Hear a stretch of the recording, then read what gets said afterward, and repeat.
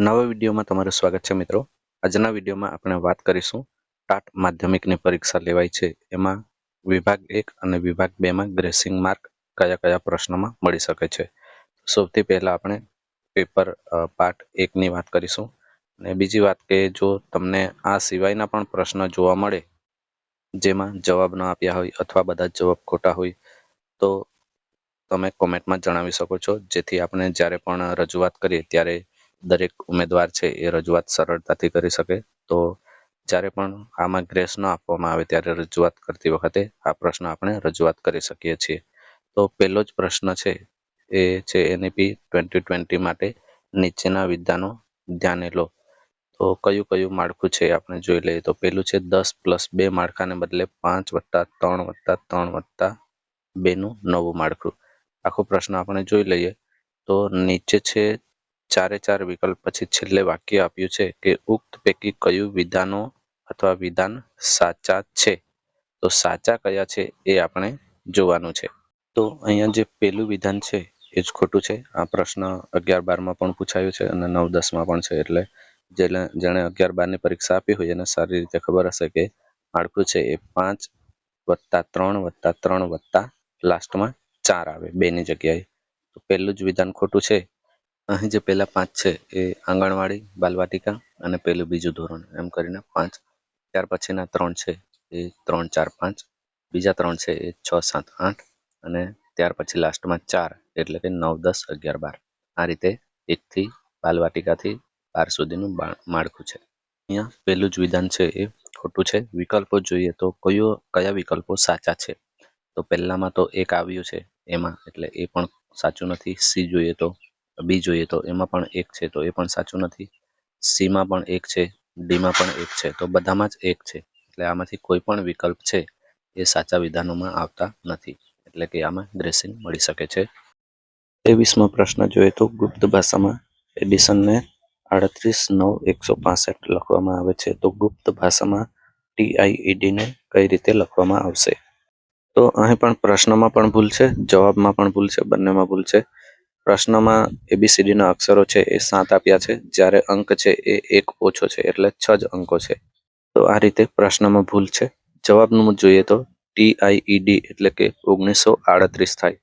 તો એવો કોઈ વિકલ્પ નથી. બીમાં 1983 છે એટલે 83-38 ઉલટું થઈ ગયું છે. ડીમાં જોઈએ તો 1939 છે તો એમાં પણ 1938 આવતું નથી. તો આ રીતે વિકલ્પ પણ આમાં મેચ થતા નથી. તો આમાં પણ ગ્રેસિંગ આવશે. આના સિવાય વિભાગ 1 માં ગ્રેસ મળે એવું હોય તો તમે કોમેન્ટમાં જણાવી શકો છો. વિભાગ 2 જોઈએ તો સામાજિક વિજ્ઞાનનું છે. વિભાગ 2 માં એ કેટેગરી છે, એમાં 166 નંબર પર નીચે આપેલ જોડ પૈકી કઈ જોડ અયોગ્ય છે, એટલે કે ખોટી સ્પેલિંગ અથવા ખોટું નામ કોનું છે. વિકલ્પ એ છે ISI, ઇન્ડિયન સ્ટેન્ડર્ડ ઇન્સ્ટિટ્યૂટ. તો અહીંયા સ્ટાન્ડર્ડ અને સ્ટેન્ડર્ડ ઉચ્ચાર બધાનો અલગ અલગ હોઈ શકે. તો આ ડાઉટફુલમાં આપણે છોડી દઈએ, કારણ કે આખું નામ જે છે એ બરાબર છે. બીજો વિકલ્પ છે HACCP, ધોરણ 10 સામાજિક વિજ્ઞાન, 156 પેજ નંબર પર એનું પૂરું નામ આપેલું છે hazard analysis and critical control point. તો HA પછી ડબલ C છે, એમાં એક C છે એ ક્રિટિકલ અને બીજો C છે એ કંટ્રોલનો છે. તો વિકલ્પમાં તો ક્રિટિકલ આપ્યું જ નથી એક C માટે કંટ્રોલ એટલું આપ્યું છે. તો આ વાક્ય ખોટું છે, કારણ કે ડબલ C છે તો ક્રિટિકલ કંટ્રોલ આવવું જોઈએ. અહીંયા ફક્ત કંટ્રોલ એટલું આપ્યું છે. જો ન આપ્યું હોય તો ક્રિટિકલ કંટ્રોલની જગ્યાએ કોઈ ક્રિમિનલ કંટ્રોલ પણ લખી દે. તો આ પૂરેપૂરો શબ્દ આપેલો હોવો જ જોઈએ, તો જ આ વિકલ્પ સાચો કહી શકાય. એટલે અત્યારે તો આ વિકલ્પ ખોટો છે. વિકલ્પ C જોઈએ તો ISO, Indian standard organization, 157 page number, ધોરણ 10 માં સામાજિક વિજ્ઞાનમાં એમાં આપ્યું છે. તો ઇન્ડિયન નથી, ઇન્ટરનેશનલ સ્ટાન્ડર્ડાઇઝેશન ઓર્ગેનાઇઝેશન આવે છે. તો પહેલો જ શબ્દ ખોટો છે. ઇન્ટરનેશનલની જગ્યાએ ઇન્ડિયન લખ્યું છે, તો C પણ ખોટો છે. તો આ પ્રશ્નમાં 2 વિકલ્પ અયોગ્ય છે, એટલે B અને C બંને સાચા આપી શકે અથવા તો આપણે ગ્રેસની માગણી કરવી જોઈએ. એના પછીનો પ્રશ્ન જોઈ લઈએ. 153 નંબર, ભારતની પ્રાચીન નાલંદા વિદ્યાપીઠમાં આવેલા ગ્રંથાલયોમાં અભ્યાસ અને સંશોધન માટે દેશ વિદેશના વિદ્યાર્થીઓ આવતા હતા. અહીંનો ગ્રંથાલય વિસ્તાર કયા નામથી ઓળખાતો હતો. તો ગ્રંથાલય વિસ્તાર એટલે કે લાઇબ્રેરી. તો એ છે વિદ્યા કેન્દ્ર, એ પણ નથી. વાંચન કેન્દ્ર પણ નથી. બી છે ધર્મ ગ્રંથ. તો અહીંયા ધર્મ ગ્રંથ છે એ ભૂલથી ગ્રંથ લખાઈ ગયું છે. ડી વિદ્યાધર્મ. તો આમાંથી કોઈ પણ વિકલ્પ છે એ સાચો નથી. આમાં ખરેખર સાચો જવાબ આવે છે ધર્મગંજ.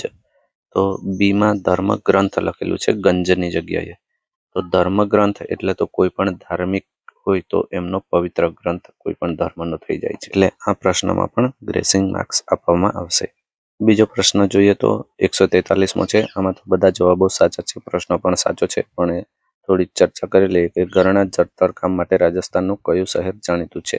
તો હાલમાં તો જયપુર શહેર જાણીતું છે, પણ બુકમાં આપણને બિકાનેર આપ્યું. તો બુક પ્રમાણે આમાં બિકાનેર જ સાચો જવાબ આવશે. એમ તો જયપુર અને બિકાનેર બંને સાચા જવાબો છે, પરંતુ પાઠ્યપુસ્તકમાં બિકાનેર આપ્યું છે, તો સાચો જવાબ બિકાનેર રહેશે. તો આ પ્રમાણે આ સિવાયના પણ બીજા વિષયના પણ પ્રશ્ન જો હોય જે ગ્રેસિંગ માર્ક્સ મળવાપાત્ર હોય તો તમે કોમેન્ટમાં જણાવી શકો છો પ્રશ્ન નંબર, વિષય, જેથી દરેક ઉમેદવારો છે એ અરજી કરી શકે.